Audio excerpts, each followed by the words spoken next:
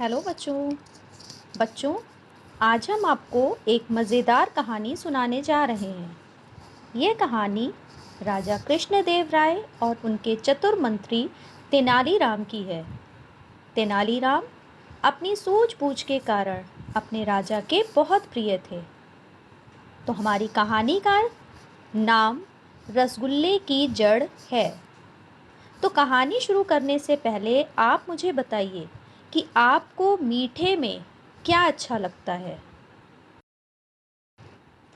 अच्छा, तो आपको मीठे में केक, लड्डू, रसमलाई, खीर, रसगुल्ले, आइसक्रीम या फिर कोई भी मिठाई अच्छी लगती है ना? क्या आपको पता है कि ये सभी चीज़ें क्या मिलाने से मीठी होती हैं?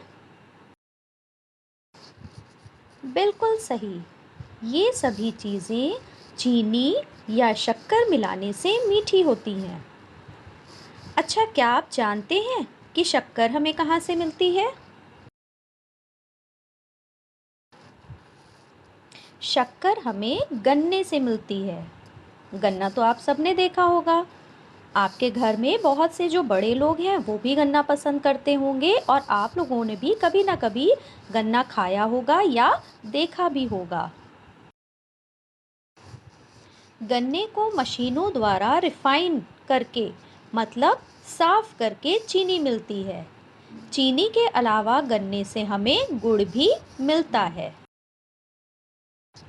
बच्चों, आपके पाठ्य पुस्तक की ये कहानी भी एक मीठी चीज़ के बारे में है। जैसा कि मैंने आपको पहले भी बताया, इस कहानी का नाम क्या है?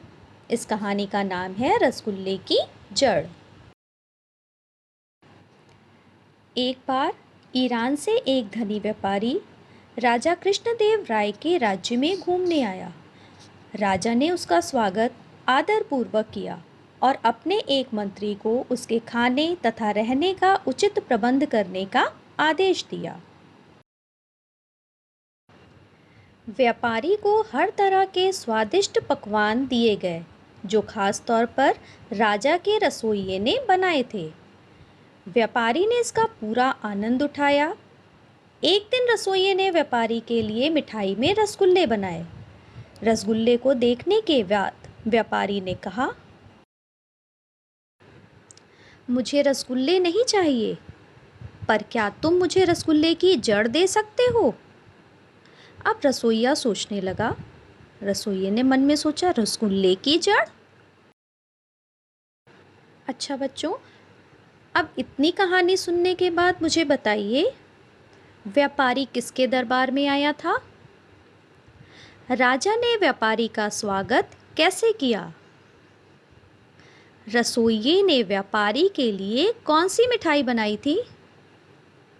व्यापारी ने रसोइये से क्या मांगा था? बच्चों, मुझे लगता है कि मैंने आपसे जो प्रश्न करे उसके उत्तर आपको आते होंगे। चलिए अब कहानी में आगे बढ़ते हैं। राजा का रसोइया परेशान हो गया। उसे रसगुल्ले की जड़ के बारे में नहीं पता था। रसोइये ने राजा कृष्णदेव राय से व्यापारी की मांग के बारे में बताया। राजा भी हैरान हो गए। उन्होंने अपने चतुर मंत्री तेनालीराम को बुलाया और उनसे कहा, तेनाली, हमारे अतिथि को रसगुल्ले की जड़ चाहिए। क्या तुम बता सकते हो कि रसगुल्ले की जड़ कहाँ मिलेगी? तेनालीराम ने कहा, जी महाराज, बस मुझे एक दिन का समय दीजिए। अच्छा बच्चों, बताइए, रसोइये ने व्यापारी की मांग के बारे में किसे बताया? राजा के चतुर मंत्री का क्या नाम था? तेनालीराम ने राजा से कितने दिन का समय मांगा? चलिए आगे बढ़ते हैं। तेनालीराम एक दिन का समय मांगकर वहां से चले गए। अगली सुबह राजा और व्यापारी दरबार में आए, तभी वहां तेनालीराम भी पहुंचे। उनके हाथ में चांदी का एक कटोरा था जो मखमल के कपड़े से ढका था। तेनालीराम ने कटोरे के ऊपर ढका कपड़ा हटाकर व्यापारी के हाथों में कटोरा दिया और बोले, लीजिए रसगुल्ले की जड़। राजा कृष्णदेव राय ने पूछा, ये क्या है तेनाली? तेनालीराम ने कहा, मिठाई शक्कर से बनती है और शक्कर का स्रोत गन्ना होता है, इसलिए रसगुल्ले की जड़ गन्ना है। अच्छा बच्चों, बताइए तेनालीराम के हाथ में किसका कटोरा था? तेनालीराम ने कटोरा किसके हाथ में दिया? कटोरे में क्या था? मिठाई किससे बनती है? शक्कर का स्रोत क्या होता है? कहानी के अनुसार रसगुल्ले की जड़ क्या है? तेनालीराम की होशियारी से सभी दरबारी, व्यापारी एवं महाराज ठहाके मारकर हंसने लगे। राजा तेनालीराम से बहुत प्रसन्न हुए क्योंकि उन्होंने दरबार में आए व्यापारी को खुश किया और अपने राज्य का नाम ऊंचा किया। बच्चों, इस कहानी से हमें ये शिक्षा मिलती है कि सूझबूझ और समझदारी से किसी भी समस्या का हल निकाला जा सकता है और घर में आए मेहमान का स्वागत करना अच्छी बात होती है। जब मेहमान खुश होते हैं तो हमें भी खुशी मिलती है। तो आशा है कि आपको ये कहानी समझ में भी आ गई होगी और अच्छी भी लगी होगी। तो इस तरह तेनालीराम की बहुत सी कहानियाँ हैं जिसमें उन्होंने अपनी सूझबूझ और समझदारी का परिचय दिया है।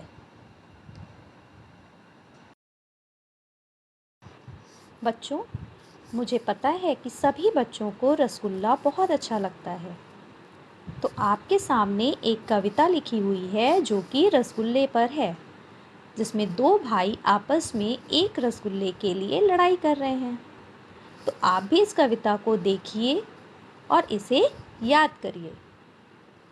चुन्नू मुन्नू थे तो भाई, रसगुल्ले पर हुई लड़ाई। चुन्नू बोला मैं खाऊंगा, मुन्नू बोला मैं खाऊंगा। हल्ला सुनकर मम्मी आई, दोनों को एक चपत लगाई।